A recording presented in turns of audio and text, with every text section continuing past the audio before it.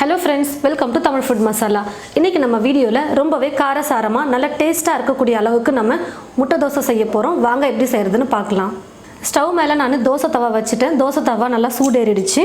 இப்போ வந்து நான் தோசை ஊத்திக்கிறேன்.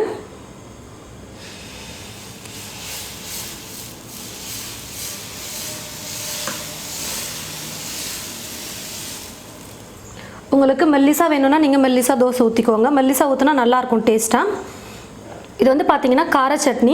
இந்த கார சட்னி வந்து இப்போ நான் மேலே வந்து அப்ளை பண்ணிக்க போறேன். நமக்கு காரம் எவ்வளவு வேணுமோ அந்த அளவுக்கு நம்ம கார சட்னி சேர்த்துக்கலாம். இந்த மாதிரி கார சட்னி நல்லா ஃபுல்லா தோசை ஃபுல்லா அப்ளை பண்ணிட்டு இதுக்கு மேலே வந்து இப்போ நம்ம முட்டை உடைச்சு ஊத்திக்கலாம். நான் வந்து இப்போ 2 முட்டை ஊத்த போறேன்.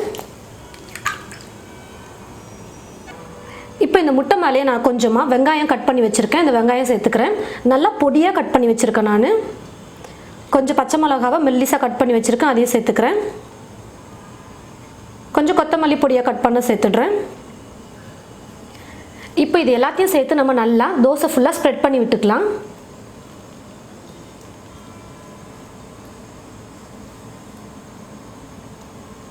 பாருங்க நல்லா ஃபுல்லா நான் ஸ்ப்ரெட் பண்ணிட்டேன். உங்களுக்கு ஆனியன் வேணும்னா நீங்க அதிகமாக கூட சேர்த்துக்கலாம்.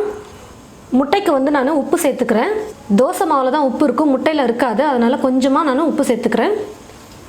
கொஞ்சம் மிளகுத்தூள் சேர்த்துக்கிறேன். எண்ணெய் வந்து சேர்த்துடுறேன்.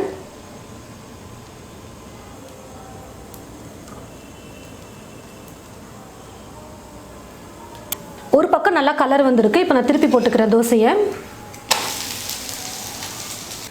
இப்போ இந்த பக்கமும் நல்லா வெந்துருச்சு. இப்போ நான் வந்து முட்டை தோசை எடுத்து பிளேட்ல சேஞ்ச் பண்ணிக்கிறேன்.